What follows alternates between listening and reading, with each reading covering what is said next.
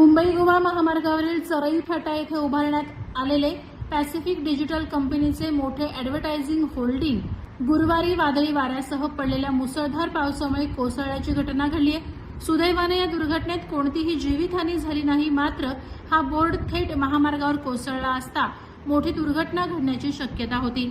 मिळालेल्या माहितीनुसार संबंधित होल्डिंग बोर्ड महामार्गालगत उभारण्यात येत असलेल्या आयकॉनिक पार्क या नवीन इमारतीच्या बांधकामावर कोसळला, त्यामुळे मोठा अनर्थ टळला।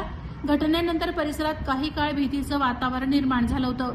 या घटनेमुळे होल्डिंग बोर्ड उभारणाऱ्या पॅसिफिक डिजिटल कंपनीच्या कामाच्या दर्जावर प्रश्नचिन्ह उपस्थित केले जात आहेत। एवढ्या मोठ्या आकाराचे जाहिरात फलक उभारताना सुरक्षिततेच्या नियमांचे पालन झाले होते का, याबाबत स्थानिक नागरिकांकडून प्रश्न उपस्थित करण्यात येत आहेत।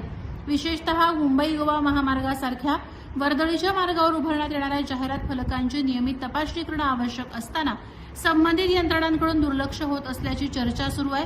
प्रशासनानं या घटनेची गंभीर दखल घेऊन चौकशी करावी आणि जबाबदारांवर कारवाई करावी, अशी मागणी स्थानिकांकडून होत आहे।